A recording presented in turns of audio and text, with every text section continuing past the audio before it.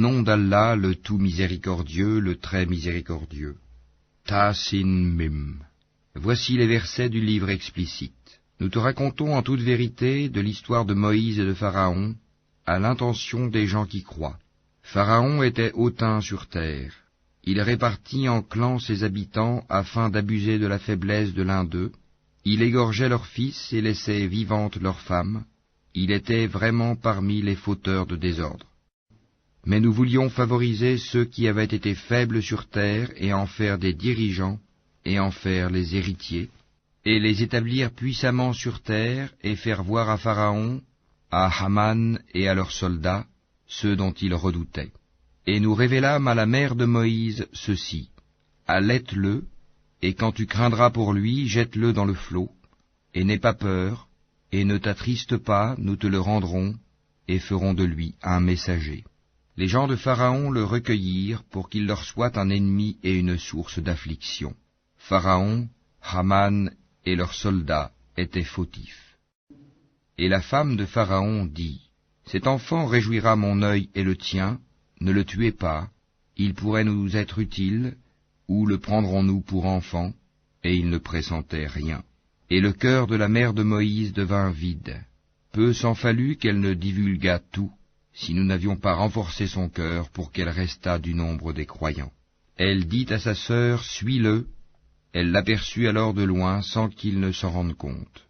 Nous lui avions interdit auparavant le sein des nourrices.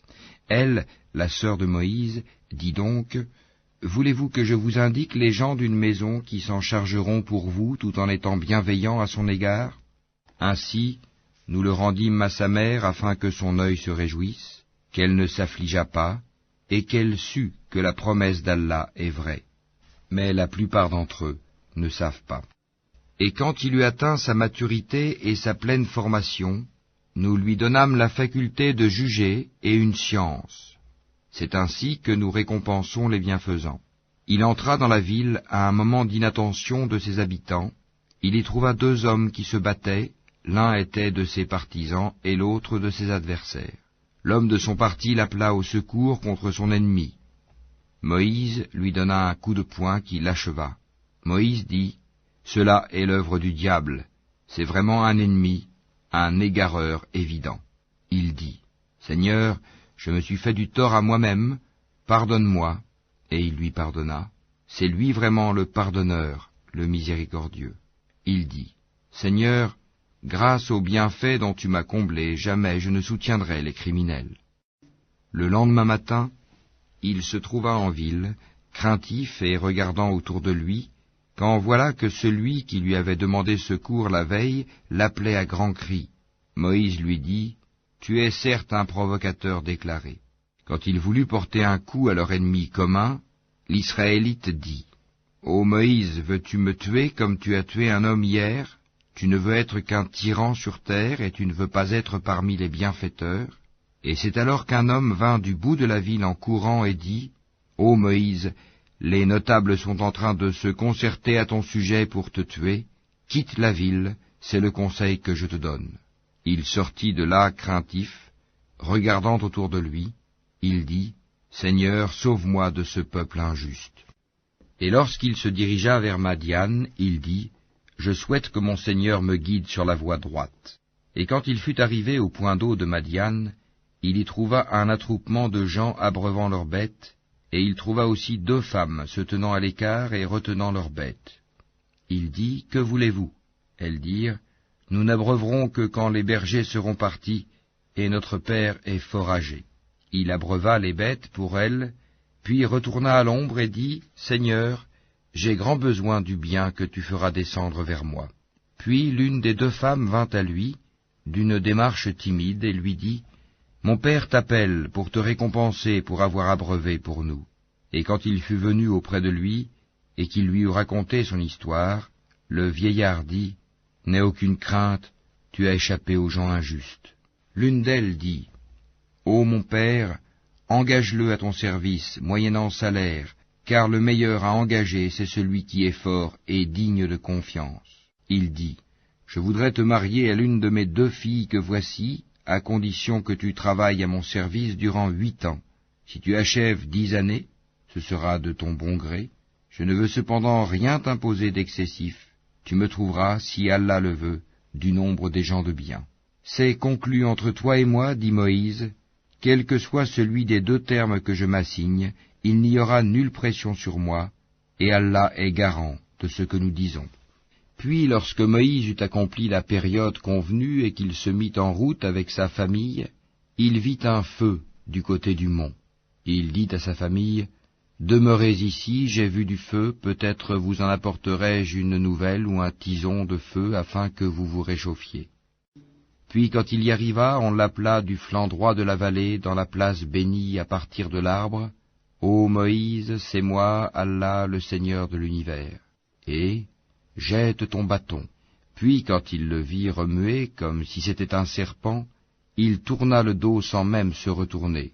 « Ô Moïse, approche et n'aie pas peur, tu es du nombre de ceux qui sont en sécurité.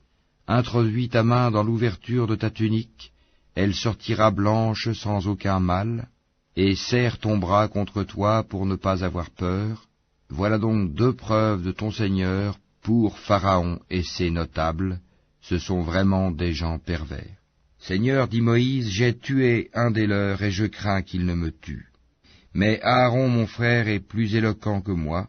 Envoie-le donc avec moi comme auxiliaire pour déclarer ma véracité. Je crains vraiment qu'il ne me traite de menteur. Allah dit, nous allons par ton frère fortifier ton bras et vous donner des arguments irréfutables. Ils ne sauront vous atteindre grâce à nos signes, nos miracles. Vous deux et ceux qui vous suivront seront les vainqueurs.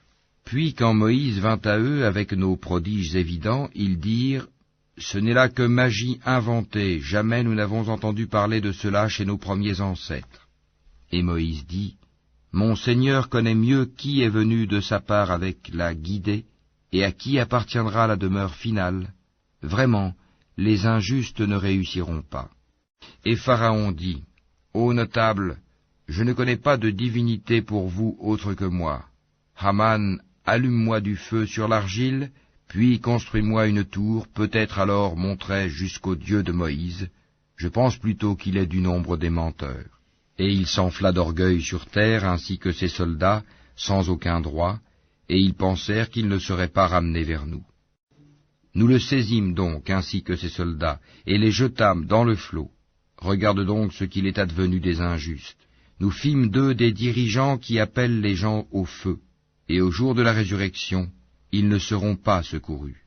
Nous les fîmes suivre dans cette vie ici-bas d'une malédiction, et au jour de la résurrection, ils seront parmi les honnis. Nous avons en effet donné le livre à Moïse, après avoir fait périr les anciennes générations, en tant que preuves illuminantes pour les gens, ainsi que guidée et miséricorde afin qu'ils se souviennent. Tu n'étais pas sur le versant ouest du Sinaï quand nous avons décrété les commandements à Moïse. Tu n'étais pas parmi les témoins. Mais nous avons fait naître des générations dont l'âge s'est prolongé, et tu n'étais pas non plus résident parmi les gens de Madian leur récitant nos versets. Mais c'est nous qui envoyons les messagers. Et tu n'étais pas au flanc du mont Thor quand nous avons appelé. Mais tu es venu comme une miséricorde de ton Seigneur pour avertir un peuple à qui nul avertisseur avant toi n'est venu, afin qu'ils se souviennent. Si un malheur les atteignait en rétribution de ceux que leurs propres mains avaient préparés, ils diraient, « Seigneur, pourquoi ne nous as-tu pas envoyé un messager ?» Nous aurions alors suivi tes versets, et nous aurions été croyants. Mais quand la vérité leur est venue de notre part, ils ont dit, si seulement il avait reçu la même chose que Moïse, est-ce qu'ils n'ont pas nié ce qui auparavant fut apporté à Moïse? Ils dirent, deux magies se sont mutuellement soutenues. Et ils dirent, nous n'avons foi en aucune.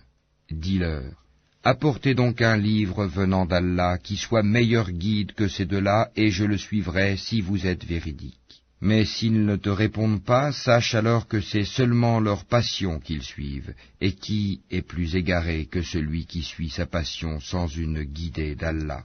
Allah vraiment ne guide pas les gens injustes.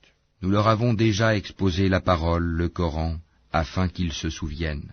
Ceux à qui, avant lui, le Coran, nous avons apporté le livre, y croient. Et quand on le leur récite, ils disent, nous y croyons, ceci est bien la vérité émanant de notre Seigneur, déjà avant son arrivée nous étions soumis. Voilà ceux qui recevront 2 fois leur récompense pour leur endurance, pour avoir répondu au mal par le bien, et pour avoir dépensé de ce que nous leur avons attribué. Et quand ils entendent des futilités, ils s'en détournent et disent « À nous nos actions et à vous les vôtres, paix sur vous, nous ne recherchons pas les ignorants. » Toi, Mohammed, ne dirige pas celui que tu aimes, mais c'est Allah qui guide qui il veut. Il connaît mieux cependant les bien guidés. Et ils dirent, si nous suivons avec toi la bonne voie, on nous arrachera de notre terre. Ne les avons-nous pas établis dans une enceinte sacrée, sûre, vers laquelle des produits de toutes sortes sont apportés comme attribution de notre part? Mais la plupart d'entre eux ne savent pas. Et combien avons-nous fait périr de cités qui étaient ingrates, alors que leurs habitants vivaient dans l'abondance? Et voilà qu'après eux leurs demeures ne sont que très peu habitées, et c'est nous qui en fûmes l'héritier. Ton Seigneur ne fait pas périr des cités avant d'avoir envoyé dans leur métropole un messager pour leur réciter nos versets. Et nous ne faisons périr les cités que lorsque leurs habitants sont injustes. Tout ce qui vous a été donné est la jouissance éphémère de la vie ici-bas et sa parure, alors que ce qui est auprès d'Allah est meilleur et plus durable. Ne comprenez-vous donc pas? Celui à qui nous avons fait une belle promesse dont il verra l'accomplissement, est-il comparable à celui à qui nous avons accordé la jouissance de la vie présente et qui sera ensuite, le jour de la résurrection, de ceux qui comparaîtront devant nous? Et le jour où il les appellera, il dira, « Où sont ceux que vous prétendiez être mes associés ?» Ceux contre qui la parole se réalisera diront, « Voici, Seigneur, ceux que nous avons séduits. Nous les avons séduits comme nous nous sommes dévoyés nous-mêmes. Nous les désavouons devant toi. Ce n'est pas nous qu'ils adoraient. » Et on leur dira, « Appelez vos associés. » Ils les appelleront, mais ceux-ci ne leur répondront pas. Quand ils verront le châtiment, ils désireront alors avoir suivi le chemin droit dans la vie d'ici-bas. Et le jour où il les appellera et qu'il dira, « Que répondiez-vous aux messagers ?» Ce jour-là, leurs arguments deviendront obscurs, et ils ne se poseront point de questions. Mais celui qui se sera repenti, qui aura cru et fait le bien, il se peut qu'il soit parmi ceux qui réussissent. Ton Seigneur crée ce qu'il veut, et il choisit. Il ne leur a jamais appartenu de choisir. Gloire à Allah, il transcende ceux qu'ils associent à lui. Ton Seigneur sait ce que cache leur poitrine et ce qu'ils divulguent. C'est lui, Allah, pas de divinité à part lui. À lui la louange ici-bas comme dans l'au-delà. À lui appartient le jugement, et vers lui vous serez ramenés. Dis, que diriez-vous si Allah vous assignait la nuit en permanence jusqu'au jour de la résurrection? Quelle divinité autre qu'Allah pourrait vous apporter une lumière? N'entendez-vous donc pas? Dis, que diriez-vous si Allah vous assignait le jour en permanence jusqu'au jour de la résurrection?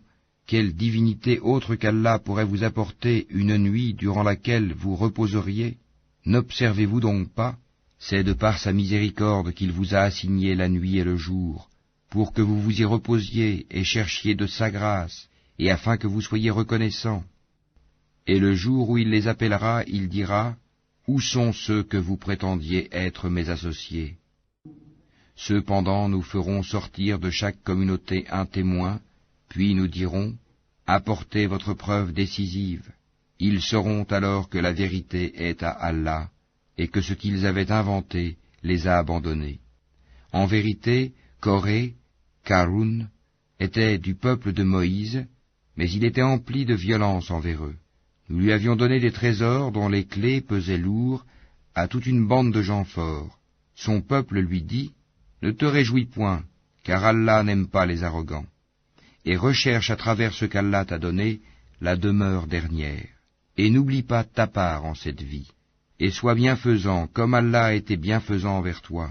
Et ne recherche pas la corruption sur terre, car Allah n'aime point les corrupteurs. » Il dit, « C'est par une science que je possède que ceci m'est venu. Ne savait-il pas qu'avant lui, Allah avait fait périr des générations supérieures à lui en force et plus riches en biens, et les criminels ne seront pas interrogés sur leurs péchés? Il sortit à son peuple dans tout son apparat. Ceux qui aimaient la vie présente dirent, si seulement nous avions comme ce qui a été donné à Corée, il a été doté, certes, d'une immense fortune, tandis que ceux auxquels le savoir a été donné dirent, malheur à vous, la récompense d'Allah est meilleure pour celui qui croit et fait le bien, mais elle ne sera reçue que par ceux qui endurent. Nous fîmes donc que la terre l'engloutit, lui et sa maison, aucun clan en dehors d'Allah ne fut là pour le secourir, et il ne put se secourir lui-même. Et ceux qui, la veille, souhaitaient d'être à sa place, se mirent à dire, « Ah, il est vrai qu'Allah augmente la part de qui il veut parmi ses serviteurs ou la restreint.